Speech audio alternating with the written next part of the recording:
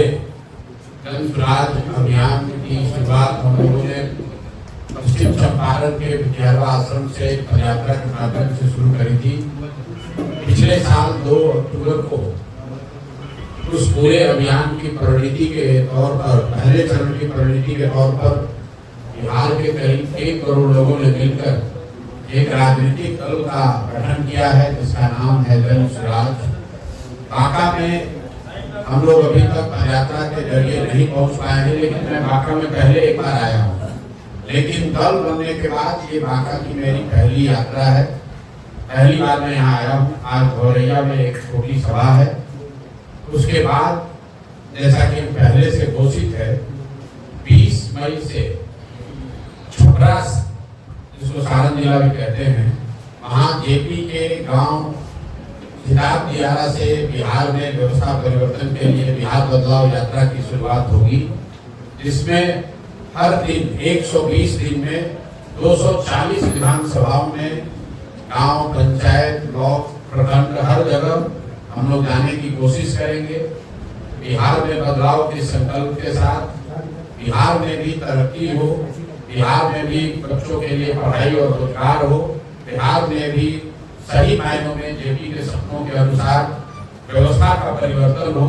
इस लक्ष्य के साथ अगले 4 महीनों में हम लोग बिहार के 240 विधानसभा क्षेत्र में मैं खुद जाऊंगा। उस दौरान मैं बांका में भी, यहाँ पर जो विधानसभा क्षेत्र है उसके हिसाब से 3-4 दिन तो लगेगा ही लगेगा। उस समय फिर से मुलाकात होगी। आज संगठन चूंकि बन गया है, संगठन बनने के बाद, दल बनने के बाद पहली बार मैं आया हूँ, तो आपसे मुखातिब हूँ। अब आपके जो सवाल है वो आप सवाल कर सकते हैं। बहुत बहुत धन्यवाद। आपने कहा था कि 120 से 125 सीट अगर आ गया हमको तो हम अपना हार मानेंगे उसको। अगर 25 सीट रह जाता है आपको, तो आप किस साइड बैठेंगे सदन में, पक्ष में या विपक्ष में या किसी के समर्थन में? अलायंस जब 125 को अपनी हार मानेंगे, स्वाभाविक है अगर 25 या 30 आ गया तो उसको जीत तो मान नहीं सकते हैं। आप रहेंगे तो बिल्कुल विपक्ष में बैठेंगे, इसमें क्या दिक्कत है? हम लोग के लिए, मेरे लिए राजनीति चुनाव लड़के एमएलए एमपी बनना, बालू और शराब का ठेकेदारी करना पैसा कमाने का जरिया नहीं है। जितना नाम, पैसा, शोहरत लोग एमएलए एमपी मंत्री बनकर कमा सकते हैं, उससे बहुत ज्यादा भगवान की कृपा से पहले से मिला हुआ है। राजनीति मेरे लिए एमएलए एमपी मंत्री बनने का जरिया नहीं है। राजनीति में इसलिए आए हैं, ऐसा लगता है कि बिहार के मिट्टी के होने के नाते बिहार में सुधार के लिए, व्यवस्था परिवर्तन के लिए किसी न किसी को प्रयास करना चाहिए। तो अगर हमारे जैसे व्यक्ति के द्वारा ये प्रयास नहीं किया जाएगा तो प्रयास कौन करेगा?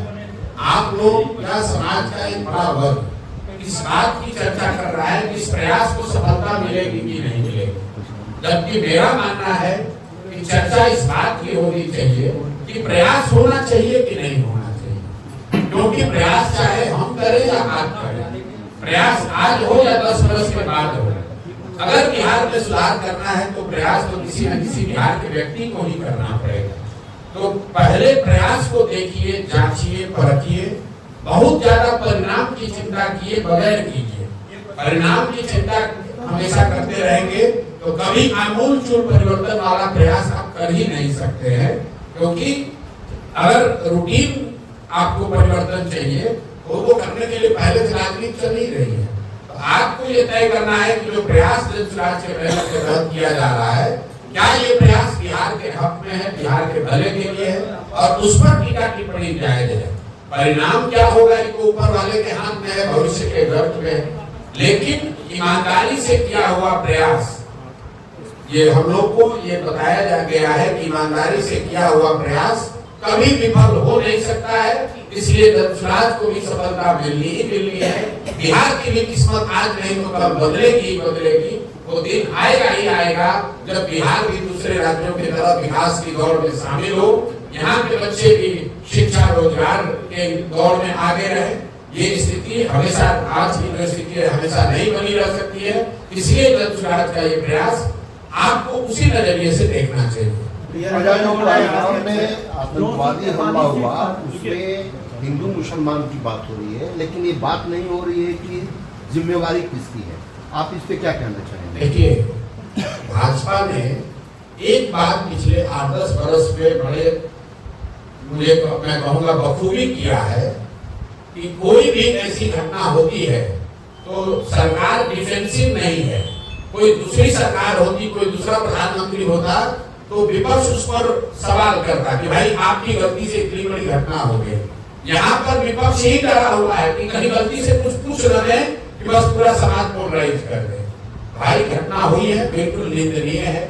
और पिछले 3-4-5 सालों में जो एक धीरे धीरे समाज में विश्वास बनना शुरू हुआ था कि कश्मीर में स्थिति सुधर रही है या इस तरह की आतंकवादी घटनाओं को जड़ से खत्म कर दिया गया है, इस तरह की घटनाएं नहीं हो सकती हैं।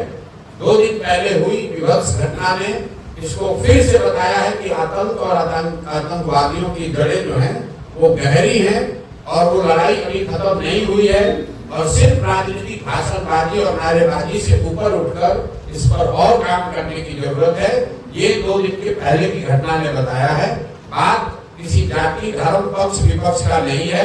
देश का हर व्यक्ति, चाहे वो किसी जाति का हो, किसी धर्म का हो, किसी दल का हो, किसी विचारधारा का हो, वो इस तरह की घटना की निंदा करेगा ही करेगा। आतंक फैलाने वाले लोगों की ना कोई जात है, ना धर्म है, ना वो हिंदू है, ना मुसलमान है।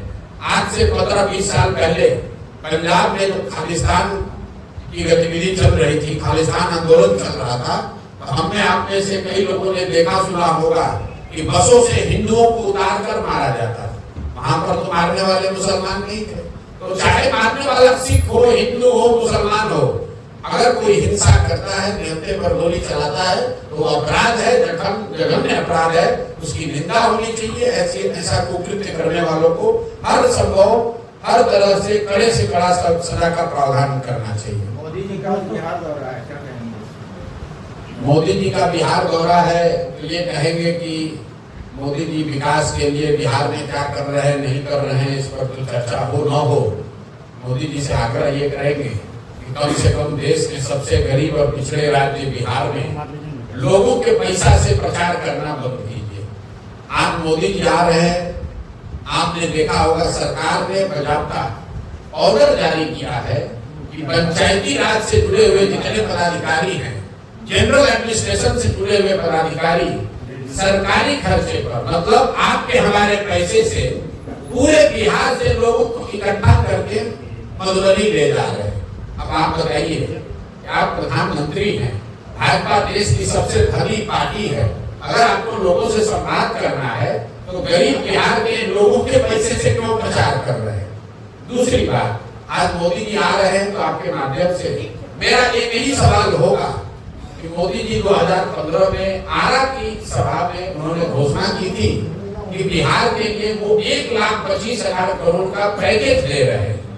तो 2015 से अभी हम लोग 2025 में 10 वर्ष हो गया। मोदी जी को ये बताना चाहिए कि वो 1,25,000 करोड़ रुपया उन्होंने भेजा कि नहीं भेजा, क्योंकि यहाँ राज्य में मोदी जी की और नीतीश कुमार की सरकार है, केंद्र में भी एनडीए की सरकार है। तो 2 ही बात हो सकती है, या तो मोदी जी ने पैसा भेजा नहीं, या फिर पैसा भेजा जिसको यहाँ पर जदयू और भाजपा की सरकार ने लूट लिया। क्योंकि जमीन पर तो हम लोग को कहीं 1,25,000 करोड़ की योजना दिख नहीं रही है, उस पैकेज का असर नहीं दिख रहा है। तो भाई 2 ही संभावना है, या तो मोदी जी को होकर पैसा दिए नहीं, या फिर उन्होंने पैसा दिया और उनके साथी दलों के नेताओं ने, जिसको लोग डबल इंजन कहते हैं, जदयू भाजपा के सरकार के मंत्रियों ने, नेताओं ने उस पैसे को लूट लिया। तीसरी तो कोई संभावना हो नहीं सकती है। तो कोई आगे की बात करे, आगे घोषणा करे, इससे पहले मोदी जी को इस बात को, भाजपा के उनके साथियों को ये स्पष्ट करना चाहिए।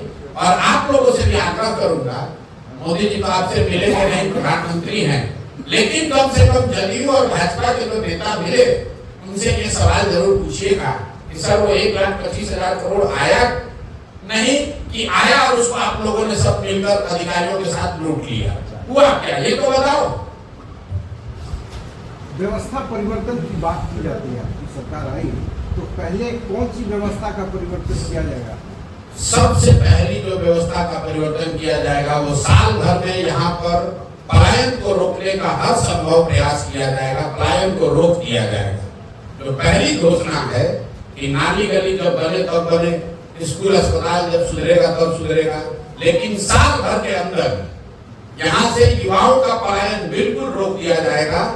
इसका मतलब ये नहीं है कि हर युवा को रोजगार नौकरी मिल जाएगी, लेकिन कम से कम 10 से 12-15 हजार रुपए के रोजी रोजगार मजदूरी के लिए किसी को बाहर न जाना पड़े, इसके लिए व्यवस्था बनाई जाएगी। इसका पूरा ब्लूप्रिंट भी हमने जारी किया है।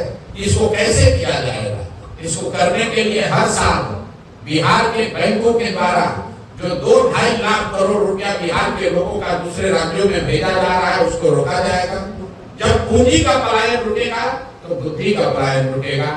जिस दिन बिहार में पूंजी और बुद्धि का पलायन रुका, उस दिन श्रम का पलायन अपने आप रुक जाएगा। तो पहली प्राथमिकता है बिहार में पलायन को रोकना। दूसरी प्राथमिकता यह है कि 15 साल से कम उम्र के हर बच्चे के लिए कम से कम बढ़िया पढ़ाई की व्यवस्था हो, और इसका भी ब्लूप्रिंट जो हमने बताया है, सरकारी विद्यालयों को ओवरनाइट ठीक नहीं किया जा सकता है। कम से कम 4 से 5 वर्ष लगेंगे। अगले 10 वर्ष में 5 लाख करोड़ रुपया अगर खर्च किया जाएगा, तब जाकर बिहार में विश्व स्तरीय प्राथमिक और माध्यमिक विद्यालयों की स्थापना की जा सकती है।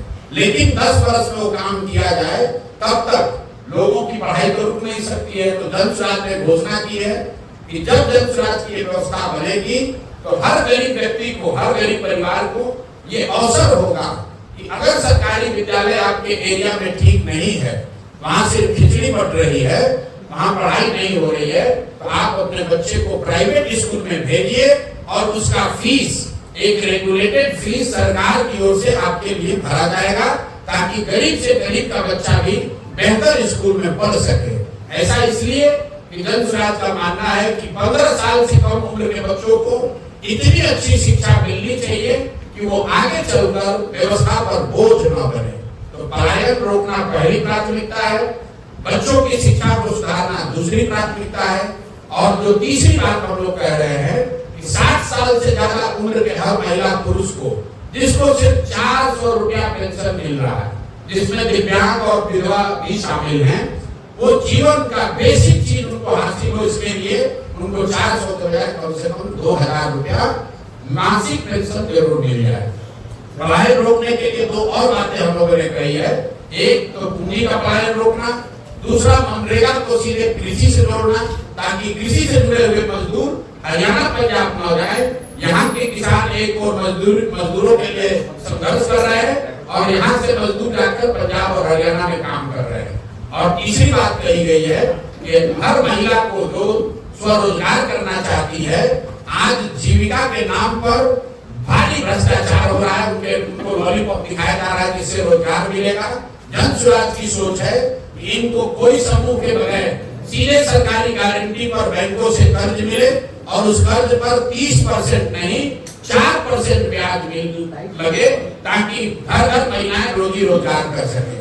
तो पलायन रोकने के लिए 3 स्टेप, पहला पूंजी और बुद्धि का पलायन रोकना, दूसरा कृषि को, मनरेगा को कृषि से जोड़ना, और तीसरी बात महिलाओं को 4% ब्याज, सालाना ब्याज पर लोन उपलब्ध कराना, इससे पलायन रुकेगा। बच्चों के पढ़ाई के लिए मैंने बताया कि 15 साल के कम उम्र के बच्चों को अच्छी शिक्षा मिले।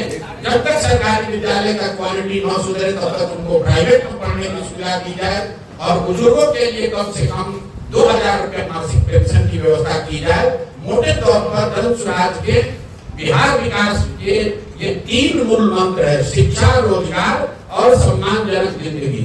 सर, एक बात पूछना था, पुलवामा पे विपक्ष का आरोप है कि चुनाव जीतने के लिए पुलवामा हुआ था, कराया गया था, सरकार के द्वारा जांच हो रही है, लेकिन अभी बिल के बाद जो है फिर से लगातार उसका विरोध हो रहा है, क्या कहेंगे?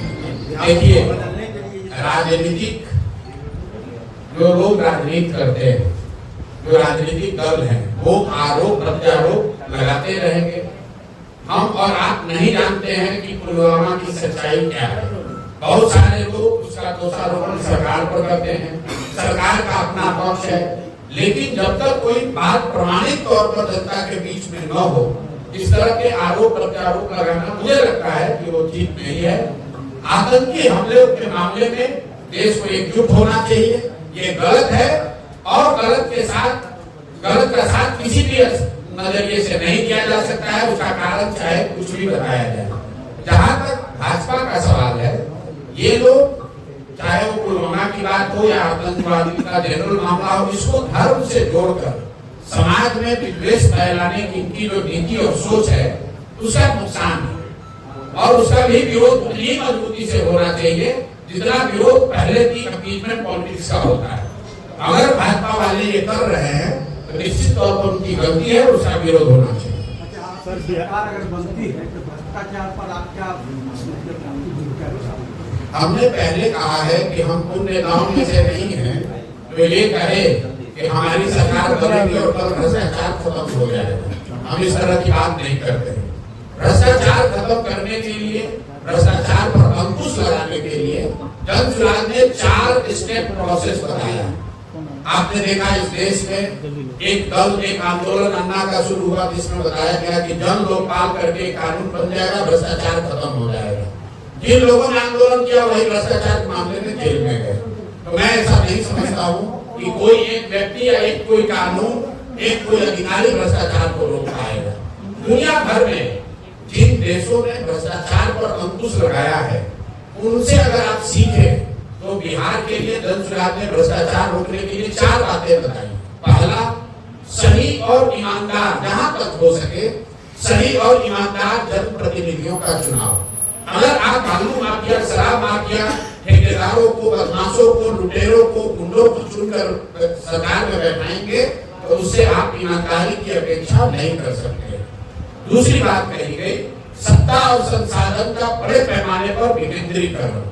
आज पूरी जो व्यवस्था है वो मुख्यमंत्री और उनके इर्द गिर्द के 4-5 अफसर चला रहे हैं। उन्हीं के हाथ में 3 लाख करोड़ का बजट है, उन्हीं के हाथ में योजनाएं हैं। उनकी मर्जी होगी तो पैसा जारी होगा, उनकी मर्जी नहीं होगी तो पैसा जारी नहीं होगा। जब पंचायती राज का कानून बनाया गया 1990 के दशक में, तो उसके प्रपत्र में ये लिखा गया है कि सत्ता और संसाधन का विकेंद्रीकरण होना चाहिए और करीब 1/3 विकास की राशि पंचायती राज की संस्थाओं के माध्यम से खर्च होना चाहिए। बिहार में पिछले 20 वर्ष में 3% से कम राशि ही पंचायती राज्यों के माध्यम से खर्च हो रहा है। सारा पैसा अफसरशाही और अफसरों के माध्यम से खर्च हो रहा है। तो जनसुराज की दूसरी सोच है कि ईमानदार राजनीतिक नेतृत्व के चुनाव के साथ साथ बड़े पैमाने पर सत्ता और संसाधन का विकेंद्रीकरण होना चाहिए। सब कुछ चीफ मिनिस्टर के ऑफिस और उसके 4 अधिकारियों के द्वारा नहीं चलाया जाना चाहिए। तीसरा स्टेप ये है, बड़े पैमाने पर जन भागीदारी। जो भी योजना चल रही है, लोगों को ये पता तो चलना चाहिए कि योजना क्या है, उनका उनमें अधिकार क्या है। लोगों को पता ही नहीं है कि भाई हमको आवास के लिए कितना पैसा मिलना चाहिए। उनको ये पता ही नहीं है कि 3 डिस्ट्रिक्ट जमीन उनको मिलना चाहिए। भूमिहीनों को ये पता ही नहीं है।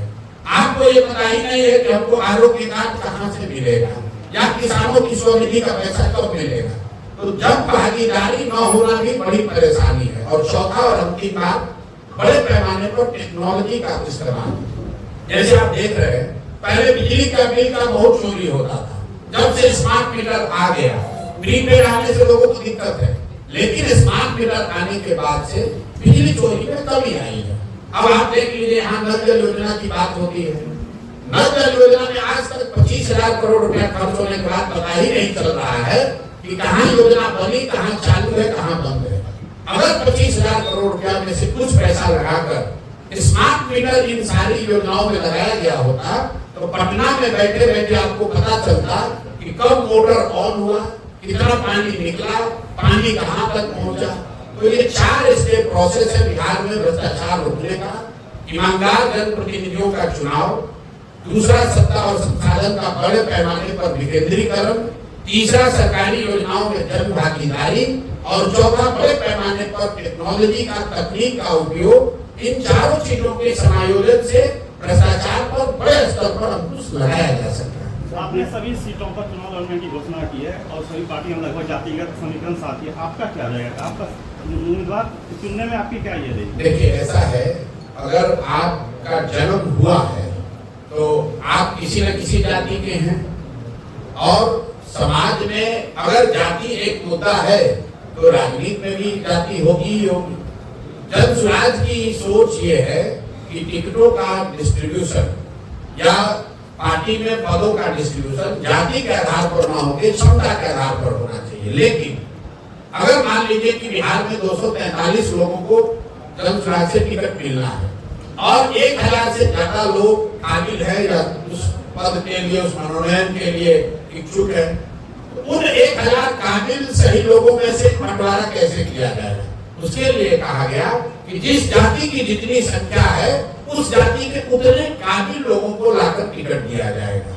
तो पहला आधार काबिलियत है, लेकिन काबिल लोगों के समूह में ये बंटवारा कैसे होगा, उसमें जाति का, जेंडर का ध्यान रखा जाएगा कि कम से कम 40 महिलाओं को टिकट मिले, कम से कम 40 मुस्लिम साथियों को टिकट मिले, 70 अति पिछड़ा समाज के काबिल लोगों को भागीदारी दी जाए।